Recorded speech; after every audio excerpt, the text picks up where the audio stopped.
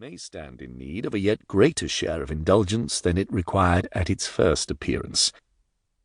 They who are accustomed to studies of this nature will expect, and they will allow too, for many faults. They know that many of the objects of our inquiry are in themselves obscure and intricate, and that many others have been rendered so by affected refinements or false learning.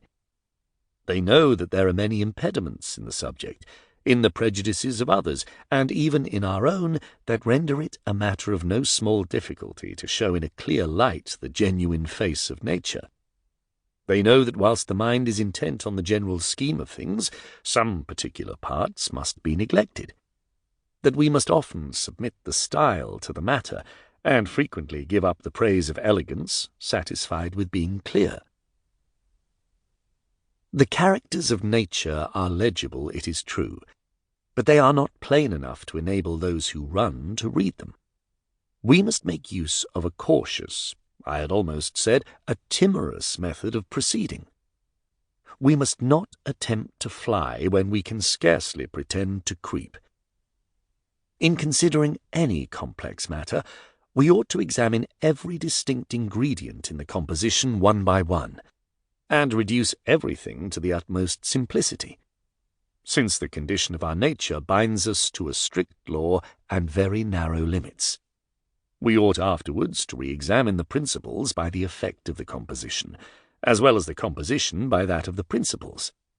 We ought to compare our subject with things of a similar nature, and even with things of a contrary nature, for discoveries may be, and often are, made by the contrast, which would escape us on the single view. The greater number of these comparisons we make, the more general and the more certain our knowledge is like to prove, as built upon a more extensive and perfect induction.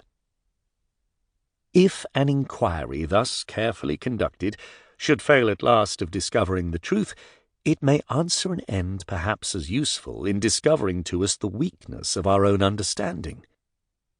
If it does not make us knowing, it may make us modest. If it does not preserve us from error, it may at least from the spirit of error, and may make us cautious of pronouncing with positiveness or with haste when so much labour may end in so much uncertainty. I could wish that in examining this theory the same method were pursued which I endeavoured to observe in forming it.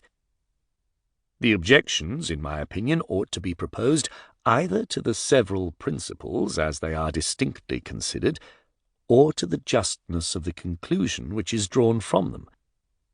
But it is common to pass over both the premises and conclusion in silence, and to produce as an objection some poetical passage which does not seem easily accounted for upon the principles I endeavour to establish. This manner of proceeding I should think very improper. The task would be infinite if we could establish no principle until we had previously unravelled the complex texture of every image or description to be found in poets and orators. And though we should never be able to reconcile the effect of such images to our principles, this can never overturn the theory itself whilst it is founded on certain and indisputable facts. A theory founded on experiment and not assumed is always good for so much as it explains. Our inability to push it indefinitely is no argument at all against it.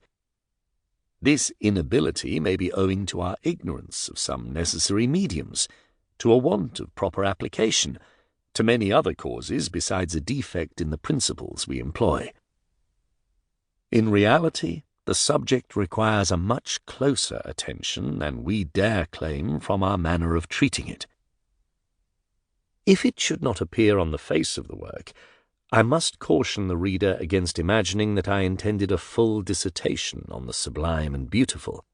My inquiry went no further than to the origin of these ideas. If the qualities which I have ranged under the head of the sublime be all found consistent with each other, and all different from those which I place under the head of beauty, and if those which compose the class of the beautiful have the same consistency with themselves, and the same opposition to those which are classed under the denomination of sublime, I am in little pain whether anybody chooses to follow the name I give them or not, provided he allows that what I dispose under different heads